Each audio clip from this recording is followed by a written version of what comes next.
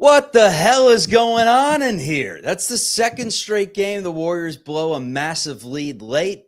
Turnovers, once again, an issue. A Curry flurry can't save him. And just when you thought Moses Moody was turning it on, where was he down the stretch? All this and more on today's Locked On Warriors.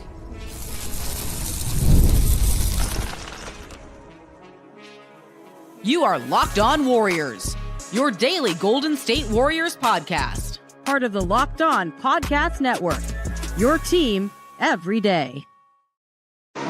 What is the good word, everyone? We appreciate you for making Locked On Warriors your first listen of every day, free and available wherever you get your audio podcasts. If you're joining us right now on YouTube, leave a comment. Misery loves company. That was absolutely brutal, and the man who had to watch it go down, along with about a million, multi-million Warriors fans out there. Michael Loginoff joining me today, the San Francisco native, formerly basketball player, St. Ignatius High School in the city.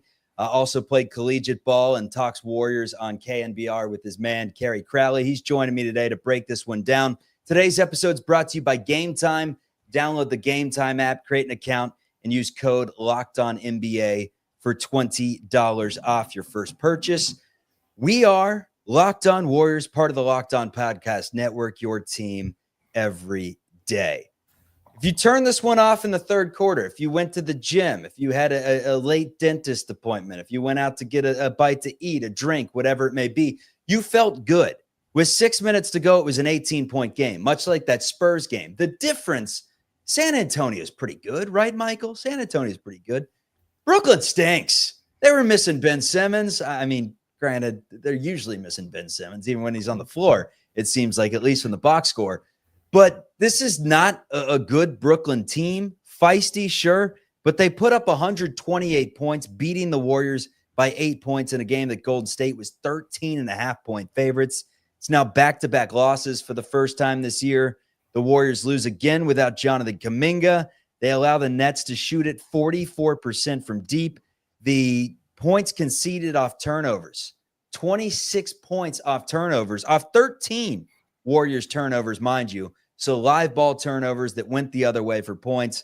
You cannot have it. You cannot have a game like this, man. I mean, this is just tough sledding. Your overall thoughts now that the clock has struck zero? Yeah, I think what's really discontenting, looking at kind of the regression that we saw the Warriors take against San Antonio and then against Brookyln tonight, was a lot of the things that we saw last season of jumping out to a lead, but then not executing, jumping out to a lead, not being able to maintain that lead. And really kind of, it felt like we went back to last year's team when we were watching them play tonight, from the standpoint of, we talked about this a lot, Chuck, and I talk about it with Kerry a lot on the radio, but it's a matter of kind of having an identity as a team, and the Warriors did not have that identity tonight. That identity that we had, in the first 15 games of the season was playing hard defense, gang rebounding, executing on offense, having defense lead to offense, and we saw that not be the case tonight. If you're giving up 128 points to any NBA team, chances are you're losing. And if you're giving up 128 points to a team that you should be beating by 28 points, if you want to be considered in, the land of contenders, then it's just not going to get the job done. And I think the Warriors proved to everyone tonight that there's some things around the edges that need to be smoothed out, and there needs to be some things that they have to work on. You do have to give the Brookyln Nets credit. They came out in the first quarter and knocked down 8 3-pointers. I don't care who you're playing. 8 3-pointers, that's impressive stuff. And I mean, Cam, man, both the Cams early, I guess. Cam Johnson, because Cam Johnson, who could be a name to keep an eye out for come trade deadline, if the Warriors are looking into his services. He only plays 14 minutes in the game. And then down the stretch, Cam Thomas, who had 23 points in the game, was nowhere to be found, because whatever lineup the Nets threw in there with a bunch of, for the most part around the NBA, unknown guys, kicked the Warriors' asses down the stretch. It really started in the third quarter with turnovers, but then in the final stanza, Brookyln scores 41 points. But let's back this thing up to the beginning, when the Warriors gave up 34 points to the Brookyln Nets. I just had a feeling, man, and I'm sure you felt it too, and I'm sure, chat, you felt it, that it was going to be one of those nights Brooklyn races out to a 9-2 lead. They hit 3 3-pointers.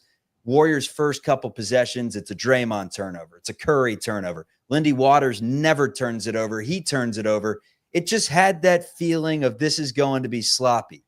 When did you feel like the Warriors kind of changed that to where you were feeling pretty good? I would say before half, I thought I should be feeling pretty good. Yeah, when Moses Moody went on his 15-point flurry there, where you thought the Warriors should be up like 22 and it was only 9 or whatever, because they kept fouling. And that was kind of the story of the game, right? It was just mistakes. It wasn't always fouls. It wasn't always turnovers, but there were just consistent mistakes that didn't allow the Warriors to get that lead and allow the Nets to kind of hang around, get some confidence. And I compare it to that 14 seed taking down the 3 in the NCAA tournament. You can't let them have. Exactly. I mean, that's what we were texting about during the game was exactly that, right? You know, the fouls, the turnovers. And if you let an NBA team stick around, it doesn't matter who you're playing, right? If you let an NBA team stick around 10, 12-point range, that's 2 possessions and it's a 2-possession game. And any NBA player out there, if they're wide open, they can hit a shot, right? And so if you're not going to be able to be playing the defense that we saw the Warriors play, then you're just going to, and on top of that, you're going to compound it with fouling in situations that we don't need to be fouling. I think Fitz and Azubuike were talking about that today a little bit of, you know, even Moody, while he did have that great end of the second quarter, end of the first half, I should say, you know, he was fouling away from the ball. That leads to the Nets getting into the bonus and so on. And it's just those freebies that were given away, and something that, you know, I see this actually coming up in the chat a little bit here, Chuck, but it's something that I think we really felt tonight was, you know, not only the absence of Jonathan Kuminga. I know people always like to talk about JK, but really the absence of Melton and some specific components of his game that we can kind of unpack a little bit. And you kind of alluded to, hey, you know, maybe we're going to hear about the 2 Cams out of Brooklyn around the trade deadline later this year. But I think the Warriors are really missing a Melton-esque piece in their lineup right now. So it was the end of the first half when Moses Moody has just a flurry, gets some minutes there. He finishes 6 of 8 from the floor, 3 of 5 from 3, 15 points in the second half. I don't want to make rotations a talking point, but it was interesting because he goes into the locker room just exhausted, right? Does the interview with Kalina, does the interview with Fitz, and he could barely talk. He's so exhausted. He was playing hard. And you thought that momentum would kind of carry over to the second half, and we didn't see much of anything from Moses in the second half. In fact, we didn't see anything. I mean, 0 points after a big-time first half from him. Did you feel like he got the run that he should have deserved in the second half? Does that even make a difference to you, or are we focusing on the wrong things? I mean, I think focusing on the wrong things a little bit, because Moses was still affecting the game in the way that Moses can affect the game even when he's not scoring. He was still hustling. He was still going for the offensive rebounds. He was still making things hairy down there. So I think he still was affecting the game well, because, I mean, yeah, we like it when he hits his threes, but I think a lot of the things that we like about Moses is the reality of him having a very high floor, not necessarily having as high of a ceiling. Today, he kind of got to his ceiling, I think, and anything else that you would have gotten on top of that is just gravy. I think we're focusing a little bit on the wrong things, because it's, you know, again, I think it really goes down to just the way that we strayed from an identity that has proven to be successful for us. I mean, it comes down to turnovers. It comes down to fouling, because the thing with the fouls too is it not only gives the other team a kind of bailout, a chance to get to the line, but also, too, it slows things down. It makes the rhythm of the game choppy. And the Warriors just never really felt tonight. I mean, we scored 120 points, but it never really felt like the Warriors were in a rhythm or in a flow. Everything just felt choppy. I mean, even towards the end of the game, there was the high pick and roll with Steph, and we dump it off to GP2 on that short roll. Then he finds Draymond. And that was the first time it seemed like all game the Warriors were able to execute on a tic-tac-toe on offense. Everything else just felt really out of rhythm. Interesting that Nick Claxton out of the game for Brooklyn. So obviously one of your main points of emphasis, if you're Golden State, is getting inside, getting to the paint, getting to the bucket. That's what they did, man. 52 points in the paint today. They hit 19 3-pointers at a 41% clip. They shot at 48% from the floor. 13 turnovers for Golden State is actually pretty good for the most part. They led by 18 at one point in the game. They had 6 blocks. I mean, when you go up and down the stat sheet, if you're a morning coffee stat sheet box score reader, how'd they lose this game, man? That's the big question. Did the Nets just come in and steal this thing? I mean, I think the Nets, the thing with the Nets, they are a scrappy team from the standpoint of there's a lot of guys out there that feel like they have something to prove, right? Whether that's Dennis Schroeder, whether that's Cam Thomas, whether that's Cam Johnson. And the guys, I see in the chat too, people are talking about G League rosters, but these guys are playing for their careers here, right? And this is every minute they get out there on the floor and between the painted lines is a minute that they may never get back. And so when you have a team like that, that's hungry, that just – you'd think, okay, well, they came in, they beat Sacramento, but Sacramento is no slouch of a team, right? Sacramento, everyone thinks is going to be in the playoff mix in the West. They're still kind of figuring things out a little bit up there, but people don't look at Sacramento and think this is a walkover team. And, they beat them last night. And I think the Warriors, what we have to realize is, and there has been some discourse on this topic a little bit of, you can't really turn things on and turn things off. Especially with this team. This isn't the KD Warriors when you have Steph, KD, Clay, and Draymond. And, oh, yeah, hey, if we're down by 15, then all we got to do is get a few stops and hit a few threes, and then now it's a 2-possession game again, right? And the Warriors don't necessarily have that kind of firepower, right? They don't have that kind of star power anymore. And so to win these games, it's going to come down to methodical basketball. It's going to come down to executing on every possession.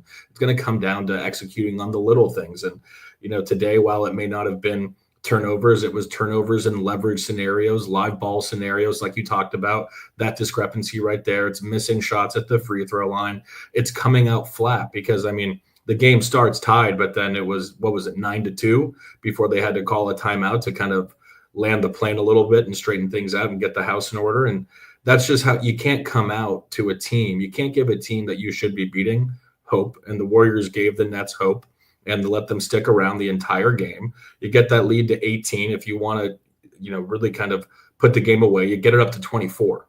But the Warriors didn't do that. And the Warriors let them hang around. And it's just an amalgamation. Everything that could have gone wrong tonight went wrong. And it's because of the Warriors doing. The Warriors have done that all season in terms of being consistent against the bad teams. Aside from last Pelicans game, but Pelicans 2 games, Blazers, Jazz, Hawks, whatever it may be. They just said no competition here. Tonight, they got that 18-point lead. Like you said, they couldn't extend it to 24, 25. They had their chances to do so, and they blew those chances. And now they've lost back-to-back games for the first time this season. And coming up, it is the Oklahoma City Thunder and the start of a gauntlet of above 500 teams that takes us all the way to the new year.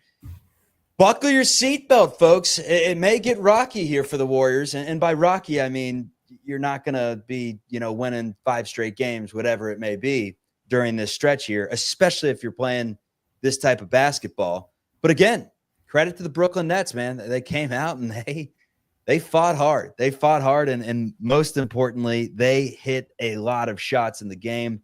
Brooklyn's final number from 3, 20 of 45. That's 44%. When you do that, you're going to win a whole lot of basketball games. Let's continue the conversation. Brandon Pajimski, he knocks down a 3 in the game today. I posed the question to you, Warriors fans, while he's looking for his shot. Do you send him down to Santa Cruz for a get-right game, a game that he could take over and ball out? We weigh the pros and the cons of that. Plus, we talk Steph Curry. A Curry flurry, hits 8 of them in the game today. How impressive was he? Almost single-handedly bringing the Warriors back into this one. First, Michael, let me tell you about some underwear, man. SKIMS. It's good stuff, and it is great this holiday season. The usual complaints with underwear, the tags, those are annoying. Sometimes they're too loose. Sometimes they're too tight fitting. I can never figure it out in the gym. There is one, though, that I really like. It's called the Stretch 5 Boxer Brief Workout. And I don't like the synthetic feeling, tight, stretchy pants. I don't like those things. So when I tried the SKIMS Stretch Boxer Briefs, it felt like I had found the missing link in my life. They give me all the movement I need for working out, without feeling like I'm walking around in gym clothes. Plus, they never lose their shape and they don't ride up, fellas. Maybe it's in my head, but I swear, since I started wearing these, that 40-pound weight I was using for the goblet squat. We're up to 60s, baby. We're up to 60s. Skims. Shop it now at skims.com/LockedOnNBA. Let them know we sent you. After you place your order, select podcast in the survey, select our show in the drop-down menu, and if you are looking for the perfect gift for the whole family, stocking stuffer, underwear, folks, underwear. Also available at skims.com/LockedOnNBA.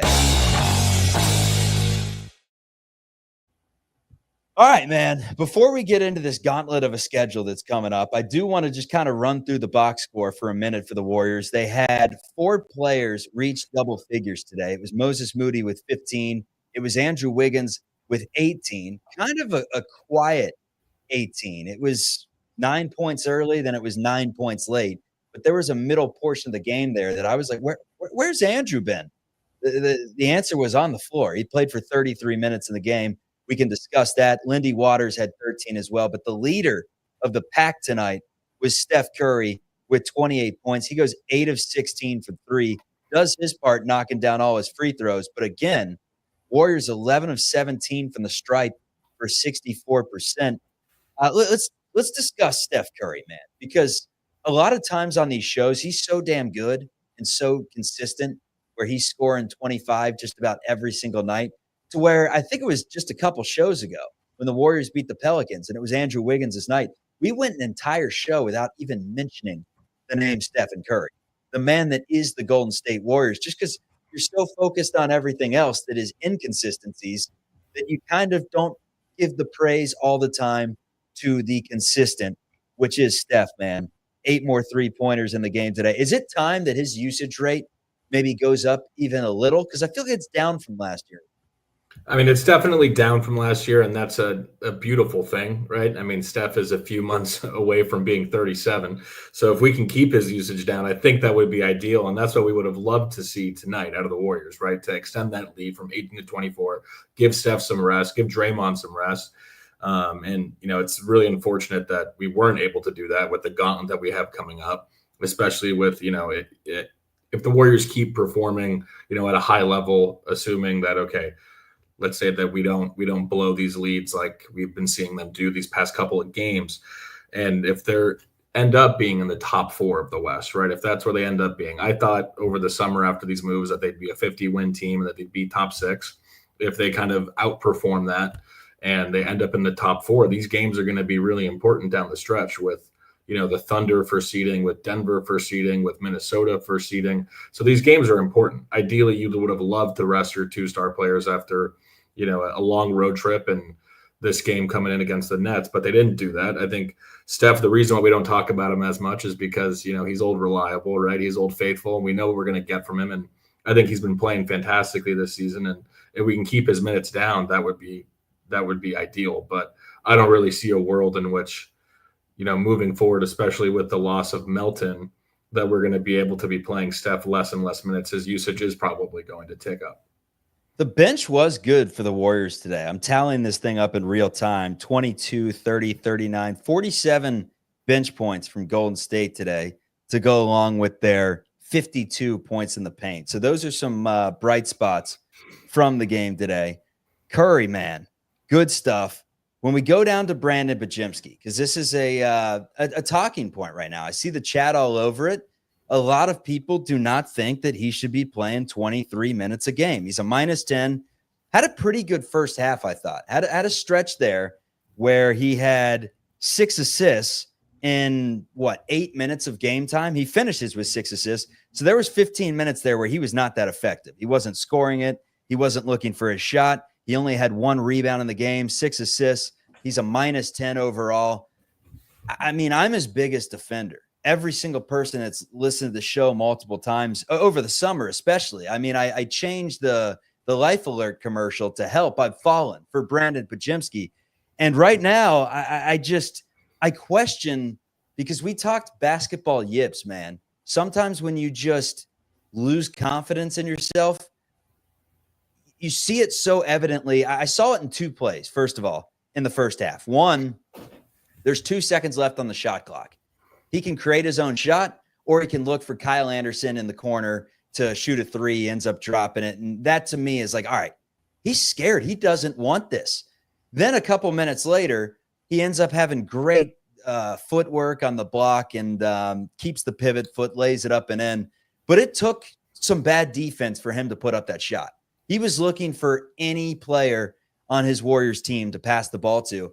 And that's where I question, could he benefit from heading down to Santa Cruz for a little staycation? You know, keeps his bags up in the Bay Area, but he heads down for a game or two just to kind of be the guy, see his shot go in, and see if it helps. We see it all the time in baseball where players go down. In this case, you bring up a Knox or a Beekman, whatever it may be, and I don't think it gives you a better chance to win. I still think you're better off with Podziemski on the roster, but I'm looking at it from his point of view right now. For his sake, something has to be done to get this guy his confidence back, because that, to me, the reason I liked him so much, I thought he was an assassin. I thought he was someone that was just smart and fearless, and right now, fearless is not a good word to describe Brandon Podziemski whatsoever. No, yeah, Chuck, Brandon has been pretty disappointing, I think, for the past 10 or so games this season. He came out of the season kind of playing pretty well, but then his shot hasn't been dropping, and that's really affected every other aspect of his game. Because last year, he actually shot the ball pretty well from deep. I think, what was it, around 39% or something like that, high 30s, I want to say. Yeah, 38. And which is pretty effective, especially for a rookie, right? And so the team, the opposing team had to honor that jump shot and allowed him to get to the lane, allowed him to kind of use that craftiness that he has. But this year, though, because of the fact that he's not hitting the three, teams aren't having to play up on him. He's not getting that step, and thus he's kind of finding himself in those weird pivot scenarios, which, kudos to him. He did knock down that nice step through, and he's had a couple of those plays this year where you see that footwork and that creativity. But what it really is, it's that example that you brought up of the Kyle Anderson play when he drove in and kicked it to the corner. I mean, that's a play where you got to shoot that floater. And I think what I would love to see out of Pods is the development of some moves kind of in the paint there, in that, mid-range game that's similar to Jalen Brunson, right? Because Jalen Brunson himself, he doesn't have breakaway speed or, lightning quick athleticism. He really just gets to his spots, knows how to use his body, knows how to use his positioning and angling to get off shots. And if Podziemski can develop that, so as opposed to having to jump to pass or feel like he has to jump to pass, but is able to kind of get into the paint and just knock down a mid-range jumper there with a little baby step back, I think that would be a layer of his game that we would really appreciate and see, the steps that would also not only have for him, but for the team in general. And it's just when you're looking to, attack but then not shoot, you're really not doing too much because the defense is playing off of you, and it's just putting your teammates in, compromising scenarios because they're having to catch and shoot and just huck something up, as opposed to actually getting a shot where you've attracted defense and attracted the opposing team and opening up opportunities for your teammates. So it's really just been a disappointing past several games. I don't think that you should send him to Santa Cruz, because if you send him to Santa Cruz, I think it's just going to increase the yips that he has right now. But hopefully for his sake and for the sake of the team, we can see him kind of turn that around. I thought, man, that he had fought through it and maybe hit that turning point in the first half when he misses a three. I think Peyton stole it. He gets another chance, pump fake, sidestep, buries a three-pointer. And that to me was like, all right, shoot or shoot. Like he could have easily passed that up. He could have been looking for someone else, and he stepped right into it and buried that thing. Like maybe this is the turning point. And then I don't think he did really anything else the rest of the game. Wiggins did a lot, man. 18 points. This is the first time in the last 5 games. So he had 4 straight games of reaching 20. He's a bucket short of 18. What'd you think of Andrew today overall? I thought Andrew attacked well. I think it's encouraging just to see his general play this season thus far, not even just from the standpoint of the defensive side where, everyone's been excited to see Andrew back out there. But I think he's just incredibly focused on the offensive end. He's attacking well, even thinking back to that Celtics game down the stretch. He had the ball on the right wing, and I think he beat Tatum off the bounce, did a tough jumper to, I think, extend that lead from 2 to 4 or 4 to 6 points. So he's been much more aggressive this year. He's shooting the 3 ball. It looks much more like he's in rhythm and has a better flow to his game as well, and just looks a little overall more comfortable out there.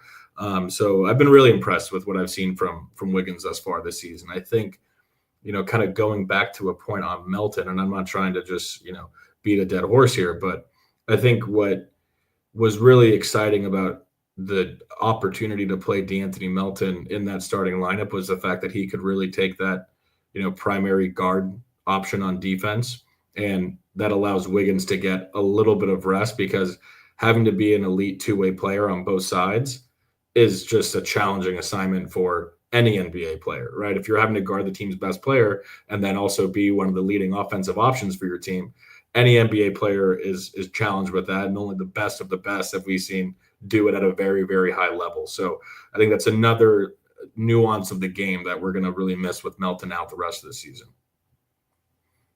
I just don't understand how you lose this game to the Brookyln Nets, man, especially when you get the Moses Moody coming out party for 5 minutes there in the first half where he looked like the best player on the floor. I mean, that was – dare to say that was like the best stretch of his career in a regular season game for at least a 5-minute stretch there. I mean, he was attacking. He was knocking down threes. He was working well off the screens. His cuts were great. Like, there was a period there in the first half where it was like, Moses, look at you go. Look at you go. Warriors did not get to see Jonathan Kuminga go today. Second straight game he misses due to illness. And it poses the question, as the Warriors lose another one against a subpar team, a team that's now, 8-10 on the season, and the Brookyln Nets. It poses the question, how important is Jonathan Kuminga? Let's debate that. Let's look ahead to this gauntlet that the Warriors are embarking on that will take us through the New Year's. That's all ahead on Locked On Warriors. All right. FanDuel time. FanDuel is America's #1 sports book. Get ready to tackle the NFL action, everyone, because right now, new customers can bet $5. You will get $150 free in bonus bets if you win that first $5 bet. The FanDuel Sportsbook app gives you everything you need to place live bets on the NFL. You can do it all in one place. So when you get a hunch in the middle of the game, check out the latest stats, view the live play-by-play. You can do so much more on the same page where you place your bets. Visit FanDuel.com to join today. You'll get started with $150 in bonus bets, like I said, if you win that first $5 bet. It's on FanDuel.com. Never waste a hunch and make every moment more with FanDuel, an official sportsbook partner of the NFL. Warriors were, I think it closed at 13.5 points today. Keep a lot of those points. A 22-point difference is the Nets win, 128-120. Today's episode is also brought to you by our friends at GameTime. My favorite thing about the GameTime app is the fact that the closer you get to your event, the cheaper the tickets get. We always love that. You also get a panoramic view of your seats in the app before you buy. So gone are the days where you're just looking at 117 and you end up in a corner behind the pesky pole or behind some popcorn vendor the entire time and you can't see the game. Although I don't know if the app helps you with the popcorn vendor thing. Sorry about it. Take the guesswork out of buying tickets with GameTime Picks. Download the GameTime app, create an account, use code LOCKEDONNBA for $20 off your first purchase. Terms apply. Again, create an account and redeem code LOCKEDONNBA for $20 off. Download GameTime today. What time is it? It is game time.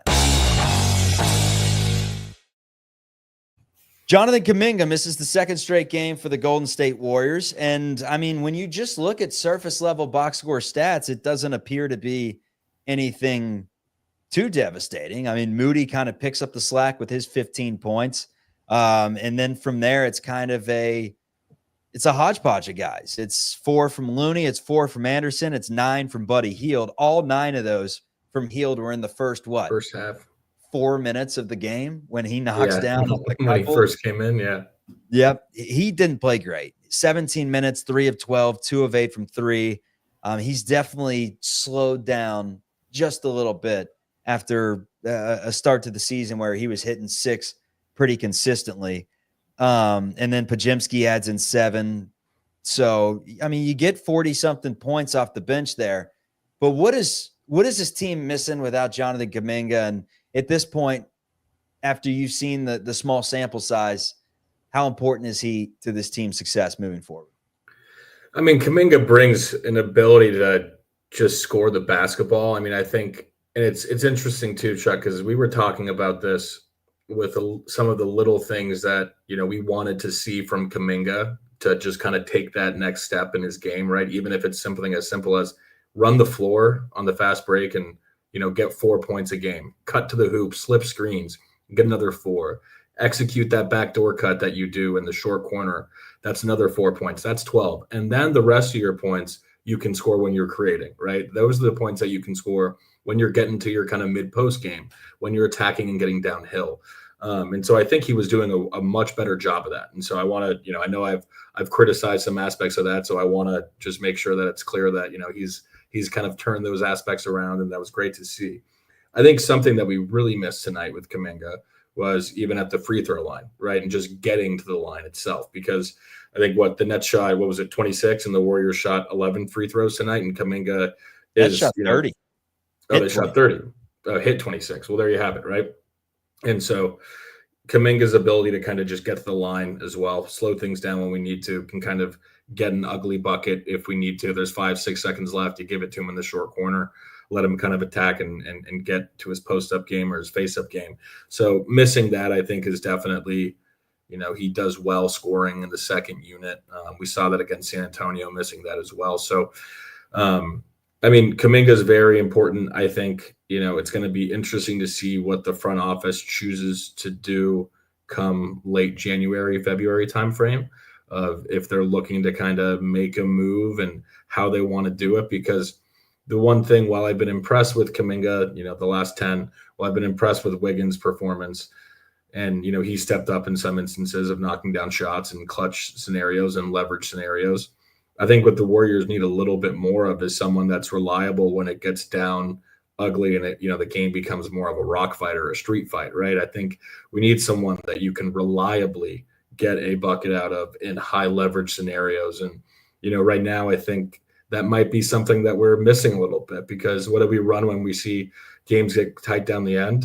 We run a high pick and roll with Steph, and we hope that Steph, does what he does, is the best shooter of all time. But if he doesn't, then we hope that the offense can execute out of that high pick and roll and the tic-tac-toe. But wouldn't it be nice if I told you, okay, the Warriors have a wing player who can, be a two-way player, but someone when there's, 90 seconds left in the game, we're down by 2, that you can just isolate and that they can just beat their man one-on-one and get to the hoop and score, or hit a mid-range pull-up and score.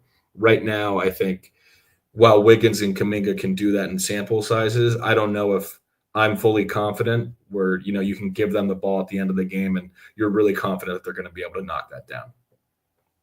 Well, the Nets are open for sale. Is there anyone on this team, when you go up and down the roster, that you could point to and say, hey, maybe the Warriors saw enough of him tonight? And if it's Cam Johnson, they didn't see enough of him because he got hurt in the game. But anyone that you saw that it's like, and Schroeder, man, Schroeder just keeps getting better with age. He's like a fine wine, man. What is it with this guy? Schroeder's just, he's just got a dog mentality, right? Even looking back to when I think he turned down a contract extension and bet on himself, and then he ended up, kind of sticking it out. And how old is he, man? How old is I wouldn't be shocked if he was 29. I wouldn't be shocked if he was 40. Let's see. I want to say he's about 33. Let's see. But I think, Cam Johnson would be an interesting player on the Warriors, right? From his ability to shoot the three. Cam Thomas that guy he just knows how to put the ball through the hoop. But also too, from a size standpoint, I think a lot of people would be excited about a Nick Claxton, but I don't know if Claxton necessarily brings an ability to stretch the floor, which is kind of what I think the Warriors are lacking a little bit from, their bigs with TJD. While I've liked what I've seen out of TJD a lot this season, he doesn't really bring that aspect of the game. Free throws, not an aspect that the Warriors are bringing right now, man. 11-17 for 64%. There's going to be a point in the playoffs where that's going to bite you. No doubt about it. You missed 6 free throws in 17 attempts. The Nets shoot it 30 times and only miss 4. Do the math there. You're leaving points on the table and you're letting the other team get to the line, fouling them. They knock down their shots. The schedule, I think we've already gone through it, so we don't need to go team by team, but let's just put it this way. Oklahoma City's up next. Then you got Phoenix, Denver, Houston. You got Minnesota 3 times in 4 games. Indiana squeezed in there. You do not play a bad team unless you consider Memphis, which I don't, a subpar team, and I don't at all. You don't play a bad team until the new year. So that's just life as a Golden State Warriors fan right now. Get ready for the gauntlet. Tough loss to the Brookyln Nets, 128-120. But you turn around on Wednesday and you have a chance to make up for everything. In the words of Harry Dunn, or is it Lloyd Christmas? It's Harry Dunn. You totally redeem yourself. If they can win that game on Wednesday, we'll forget about this one quickly. Lose to Oklahoma City. It's 3 straight losses. Michael, good stuff. Any final words for the people on your way out? Yeah, Chuck, I think that my one main takeaway too is that let's zoom out on the season. Let's not get too high. Let's not get too low, as the season has its ups and downs, because I think one of the reasons why both of us kind of had a knee-jerk reaction, and we're seeing a lot in the chat too of, okay, what the heck is going on here? It's because we're seeing some trends of what didn't go well last season and what kind of doomed the team last season. But equally, like you said, now the gauntlet's back. This team has shown this season that it's willing to step up in big games on big stages. And so if they come back and they respond well, I think that tells us more about this team than 2 blown potential wins and 2 blown leads, because that's going to happen. It's basketball. Keep a level head. Let's hope they can come out and respond against these tough teams and see how we can turn things around towards the end of the year. And that's why a win in Boston and a win in Oklahoma City is so massive, because no one expected you to win those 2 games. So when you lose 2 games, you're expected to win. In the Spurs and the Nets, they cancel each other out, right? I mean, it does at the end of the day somewhat work that way. It's a long season. If the Warriors want to get to where they want to get to, we're going to be playing until June. We're not even at Thanksgiving yet. Let that sink in. Enjoy the night, everyone. Thanks for tuning in. Leave a like on your way out. Subscribe to the show if you haven't already. Michael Loginoff, you can hear him from time to time on KNBR. You got a Twitter, an X, Instagram, anything to plug on the way out? No social All media organic. handles for me, Chuck. Yeah, all organic. That's what we do. We'll have him on the show again here soon. Michael, good stuff as always. This is Locked On Warriors. We are free and available wherever you get your podcast. Peace.